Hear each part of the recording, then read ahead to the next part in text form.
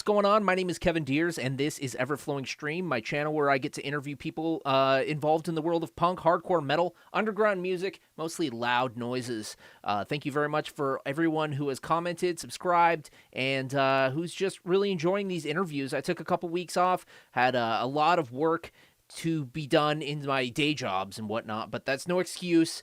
I got an interview for you. This week, I'm chatting with Ryan Waste, from Virginia. He's from a band called Bat, and most notably a band called Municipal Waste. We chat about a rock and roll horror movie he's making. We chat about his most prized possessions in his record collection, his most prized VHS collection, and much more, including their new album, Electrified Brain. So without any further ado, let's jump into my interview with Ryan Waste from Municipal Waste. It's Everflowing Stream. Hey, what's going on? Talking right now with Ryan Waste from Municipal Waste. They have a new album, Electrified Brain. By the time you hear this interview, the album will have been out. You've had a chance to listen to it. It's out on Nuclear Blast. But how are you doing today, man? We can see you have quite the record collection behind you. It looks like an awesome layer. Man. Yeah, I'm home for like 2 days. So, Waste has been out. My other band, Bat's, got a gig tonight. And we're actually been doing double duty this last week. So I'm home for like a half a day and then back out on the road, man. Seems like all you guys do like double and triple duty, man. You guys are some savage bunch of beasts, dude. Playing metal, hardcore, punk, all that stuff. We can't get enough, man. I wouldn't know what to do with myself if I wasn't busy like that. So, so home is Richmond for you, right? Correct. Awesome. So you said you wouldn't know what to do with yourself, which kind of leads me to a question. I follow Tony on Instagram. Looked like during the pandemic, he got a job at WWE or something. Yeah, he was down there. I don't think he was wrestling, but he was doing some catering and helping out some cool ass people down there. Yeah, it was a pretty cool gig for him. What did you do with your time? I finished writing a script. Been doing like this heavy metal horror movie I've been working on for the last few years. And actually via Zoom like this, I teamed up with Norman Cabrera, who did our last music video, and we finished the script that I had been working on for years. And it actually, gave me the time to sit and focus on it, and it's like we're just nonstop, like I was saying. So, I mean, we even finished writing the record during the pandemic for Waste. I finished one with Bat, my other band. And I mean, it's kind of cool just to like take inventory and be able to focus on, the creative side without having to get on the road. So we use the time wisely. But you guys are back on the road. I saw you guys play with Pig Destroyer and Dwarves in Seattle about a month ago or so. How's it been back on the road, man? It's great, man. It's everyone's trying to be careful as much as you can, with getting sick. It's a whole new world out there. But, this is what we do. We're going to keep doing it as long as we can. And, we just got back yesterday. So, I mean, it's just been going. It's kind of cool you feel like the energy that people have been having pent up inside of them. And we're one of those bands where we let people let that out on stage. So, I think it's a dose of what, the doctor ordered for everybody. So the thing is we actually have kind of like an embarrassment of riches now with touring. Like everyone's out back on the road, everyone's zigzagging. Sometimes there's 2 or 3 shows, in the big cities.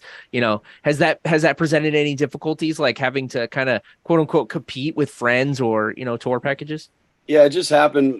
Bat was up in New York and Voivod was playing right down the street, and we're friends. It's like, why can't we just put these shows together? Right. But I think New York always has that problem, pre-pandemic, post-pandemic. It's just, oversaturated with too much cool shit happening. But yeah, I mean, you just got to roll with it, Like I'm a fan just like anyone else. I want to go see every show at night, but you got to pick and choose, man.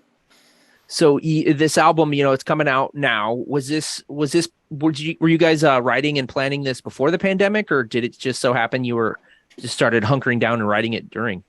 A little bit of both. I mean, we were already ready to start writing, but then the time just opened up. So I think we got to hone in on it a lot more, whereas we would just kind of bust it out. But this we got to take our time with, revisit some songs, like actually bring back some old songs and rework them.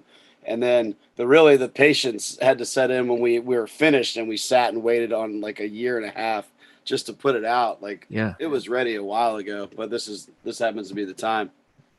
I hear you, man. So, you were mentioning how, your other band, Bat, you guys are fairly active, when you're not out on tour with Municipal Waste and whatnot, and members of the other members have Cannabis Corpse, Reagan or Iron Reagan.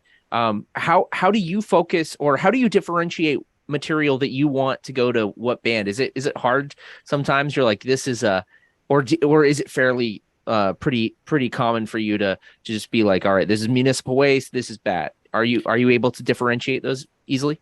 I mean, obviously I have to, some stuff could interchange, but it's cool to do that. That way you don't really pigeonhole yourself into one sound. Like we can take chances with both bands, and I write all the lyrics for Bat, so I actually was able to write some lyrics for some of the Waste songs, and it's just kind of come. I'm in a rhythm, writing. So I got to write a few, which I always end up writing one or two on each record, but this was like I'm like in the groove. Let's just keep going, and gives Tony a break too. So musically it's fun to mix it up, but the fans might be like, oh, that could be either band, but I always know the difference.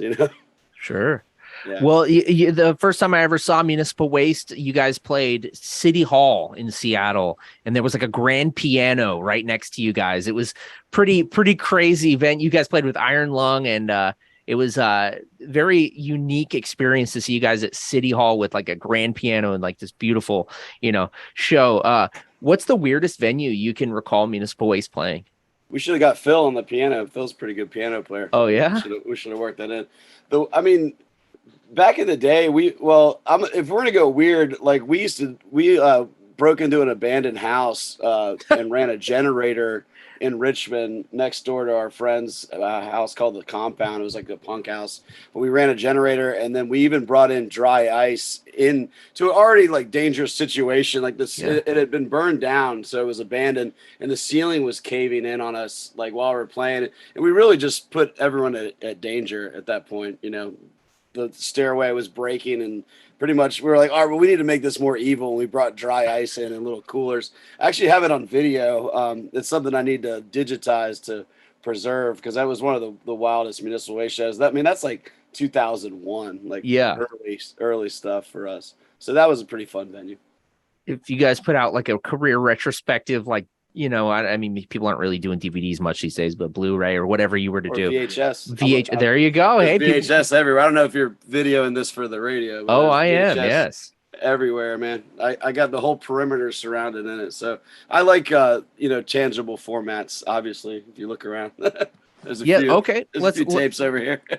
Let's talk about that. I got CDs. Are you okay with CDs, or are you just okay with CDs, man? Yeah, okay. CDs. I got a 1987 CD player downstairs, and like I swear, man, like the early ones they're putting out sound incredible. Yes. I was probably hating on them for a little bit when they would get scratched, but if you go back to them, I'll take that over a freaking MP3, because it's you want to hear it loud. I'm a vinyl guy, but I'm not gonna hate on CDs, man. So you guys are releasing the CD on CD long box, which is actually pretty cool. We like that unnecessary. That's real waste. That's real Municipal Waste. Unnecessary cardboard. But I remember getting all the Slayer albums on CD, and they were in long boxes. I wish I kept those, and it's just a way to highlight the art and collector's item, which I think people really, and the people that grew up buying that, it's fun for them to be able to have that again. So I mean, it's a limited thing, but I want one for myself. So if you had to leave your house suddenly, I'm not gonna jinx it or anything, but if you had to leave your house suddenly, I'm not gonna say why, but you know what I'm saying, and you had to grab two or three records from your vinyl collection, which ones would you grab? All right, well, I know which ones I spent some money on. Okay. It might not be. Should I grab them? Should I grab them right now? Sure. I got to get out. If you know where they are. Yeah, of course. Let me just grab it. It'll give me a chance to think of the second one, because I know the first one. Sounds good, dude. All right, so let me tilt it out of the plastic. This is an old UK band called Slander. Okay. I've never heard of it. This is really just like a demo LP, but it's a private press from the band. Wow. This is like one of those years where 1990, 91, it's a really rough year for vinyl, so there's only 500 made. This thing crushes front to back. This is off the radar for a lot of people. I spent a little money on it. I don't like to spend upwards of a certain amount, but I was like, you know what? I have to have that. So I'm not going to see that record again. That's one that I like front to back. So That would be one of them. Man, you're making me really choose. I don't know. It's really that's like, man, which ones did I spend the loot on? Um, but could it be a tape and a record? Sure. I'll grab you my tape. Sure. I always rep this movie because I wrote a heavy metal horror movie, and this is the template, as I always say. This is a convex box. So you see this embossed Ooh. Black Roses, which is, you can find this tape, but it's cool to have this, curricular Wow. embossed box. But Is that so that's a film? this is a VHS tape. Yeah, of course the label's flying off. But yeah, so I mean that's one of my favorite movies. I can't just grab a record. I gotta have something to watch too. Black Roses. Okay. Oh, Right check on, it out, man. man. Yeah, I think it's streaming for people that don't like tapes. We have a really cool video store. It's called Scarecrow Video up in Seattle that has all kinds of old VHS and Killer. all, of course, DVD and stuff. But I'll go check that out. Black Roses, nice. Yeah, it's a heavy metal horror movie. It's a fun watch. So speaking of heavy metal horror movie, you kind of teased us. Is there anything you can say about this thing that you wrote the script for?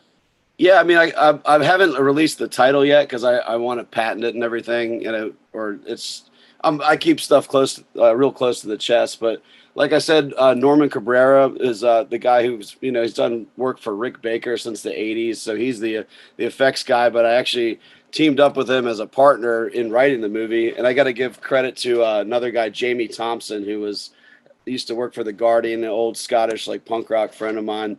We actually started writing it together, and then the three of us, during the pandemic, got on Zoom and really just revved up the script. Like I thought I had, a good idea to go, and then you get with two other people and you're bouncing dialogue off of each other, and it just raises it to the next level. So I plan to co-direct it with Norman, and it'll have like all those old '80s practical effects. Love My it. other band, Vulture, which is more like traditional heavy metal, we were writing the soundtrack as far back as like 2013 when I first had the idea. So we have some old songs. If like Trick or Treat or Oh Fast Food, they yeah, did the soundtrack for Sammy that. Kerr. Yeah, so like think like that level stuff with the soundtrack rocking the whole time. And I like anything with any horror movie with a band in it. So I wanted to make that the whole movie, just like nonstop, like heavy metal imagery. But it's a very dramatic storyline that's supernatural and over the top and dark comedy all mixed in it. So it should be a lot of fun. Very ambitious project if I can actually pull it off. So I just need money. So everyone out there, send me your money. That's all you need. Trauma, hook him up. They ain't got no money. I know all those guys. Yeah, we need someone, someone luxurious to be an executive producer, and we need $1 million, which is a drop in the bucket in the movie business. Yeah. Damn. Okay. Well, you're getting us hype, man. That sounds awesome. So if you don't mind, let's kind of chat about your history of when you got into music and stuff. Municipal Waste. When I first came across you guys was like I was originally going to see Iron Lung, and I saw Municipal Waste, and it blew me away. So it kind of come from the underground style of like hardcore punk and metal. What got you into the underground, man? Well, in Richmond where I live, we do a lot of house shows and basement shows, and I was living at this kind of horrible punk house where like a lot of like transient people would come through. And, I was 20 years old, so I kind of welcome that thing. You get a good group of train hoppers. You're like, oh, yeah, these people are great. And the next thing you know, the word's out that anyone can come to my house and shit's getting stolen. I'm punching people out, kicking them out of my house. Just, being a 20-year-old just delinquent, back when I had the energy to handle that kind of thing. Yeah. But I had a space behind my house where I did shows. Nice. And, DIY shows. I barely could pay the bands, but we had a good time type thing. And there was gear out there because a friend's band practiced out there. They were kind of like a G.G. Allen style band called PCP Roadblock. So I used to go out there and just jam with PCP Roadblock? Yeah, I used to go out there and jam with those guys. And I just had a guitar. I was a bass player playing guitar and didn't really know what I was doing. But I would just jam some like kind of metal punk riffs like Accused, and I remember we do like Troops of Doom by Sepultura, me and the singer of PCP, and it just kind of started to form into some songs, and I just kind of got some guys together out on the gear that was out there, and I started writing, what would be Municipal Waste songs, and it was literal trash and shit piled around us. So I mean, the waste was vibrant back there. There's the only thing you could do is hurt yourself, on broken glass back there. So that's where the Jesus, band came from. that's Plus me cool, seeing man. it written on a trash truck, I was like, man, that's like the most punk metal name you could ever come up with. It's all the trash in the city. I mean, that's what it is. So, what was your first band T-shirt you ever bought as a kid?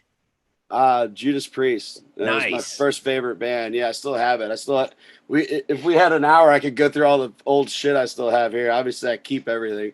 But me and my brother, we would rent tapes from the library, like, audio cassettes, and then just dub them.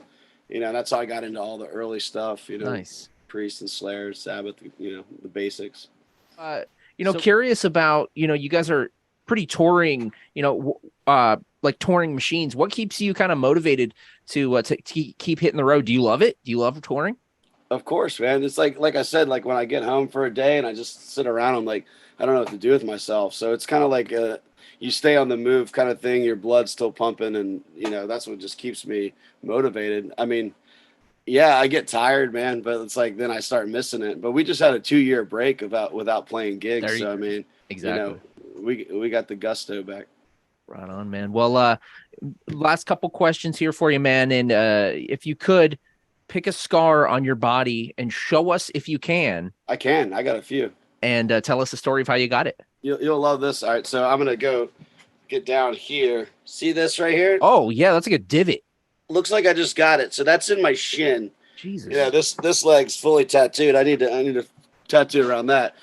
So it's funny enough, like that band PCP Roadblock I mentioned that used to Yeah. practice out back of my house.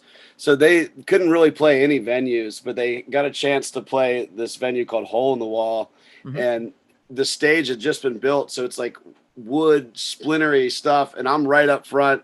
And you're up front and you're kind of like getting pushed from the back. Oh My yeah. shin just went through this, like almost, like Zombie when the eye gets the splinter in the Oh eye. yeah. That's what it felt like this wood splinter going in there. And I'm 20 years old and I didn't take care of it. So I had a puncture wound in my shin. There's no meat there. So it was literal like this hole in my shin. And it was like, it could have turned to like gangrene or something because it would just seep. And I would just be, I was living in that same punk house back then. And I was like, Yeah. and it would just open up and just start draining. Like it could have killed me, Could have And gotten MRSA five and it times looks over, dude. exactly, and it looks like it just happened. So I've had that for 22 years. That scar. Punk house puncture wound. Yeah, that's could be a band. Yeah, Dude, thank you so much for taking the time. Ryan You're Waste, welcome, of man. course, from Municipal Waste. The new album, Electrified Brain, is out now on Nuclear Blast. Any final words for the Northwest before we let you go, man? Yeah. Represent Accused. That's our boys up there in Seattle. We just played with them. So yeah, Yep. yeah. Got to give it up for where it all came from. Right on. Take it easy, Ryan. Thanks, man. Take it easy. Later. Yep. See you, dude.